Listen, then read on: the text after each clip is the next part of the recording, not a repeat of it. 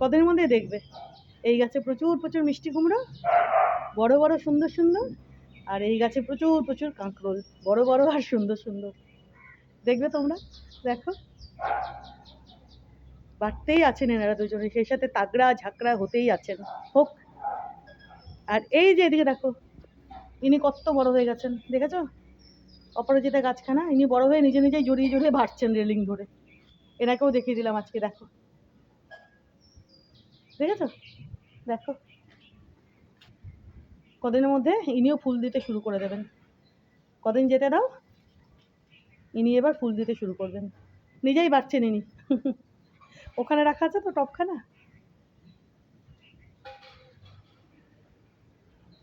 দুই হনুমানকে দেখবে, ওই যে দেখো। আয় দাদা কই, আয় না, ডেকে ডেকে নিয়ে আসলাম জানো, উঠবে না। কি তোমার কথাই বলছি, তোমার প্রশংসা করছি না আমি। তুমি কি ভাবছো তোমার প্রশংসা করছি আমি? নেরোটা না খুব আরামপ্রিয় জানো। জেম যেমন ভোর হলে ও নিজেই আমাকে ডাকতে শুরু করে দেবে, আমি উঠলাম তো উঠলাম, আর নয়তো জেমবাবু নিজেই আমাকে ডাকা ডাকি করতে শুরু করবে, মানে ভোরের আলো ফুটলেই, প্রত্যেক দিন জানো।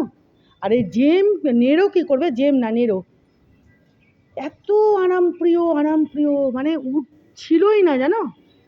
আবার গেলাম, গিয়ে ডেকে ঢুকে কতবার বললাম, হ্যাঁ আদর করে দাও দাদাকে, আদর করে দাও, কতবার বলে টোলে তারপরে নিয়ে আসলাম।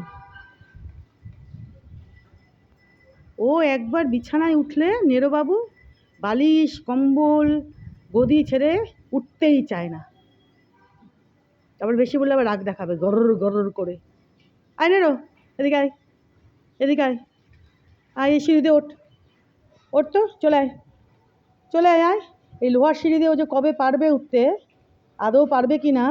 ও পারে জানো তো, 2-3 সিঁড়ি যখন ওঠে, উঠে যে ফাঁকাগুলো যখন দেখে না, তখন আবার পিছিয়ে যায়। একটু উঠলে ভালো হয় গো। যখন এই যে আমি আর জেমবাবু এই ছাদে আসি, ওই ছাদে যাই, নেরো না তখন চুপচাপ বসে থাকে ওখানে। দেখো দেখো দাদাকে আদর করে দিচ্ছে। নেরো জানে ভাইয়ের আদর এই মার, এই পেটাবে।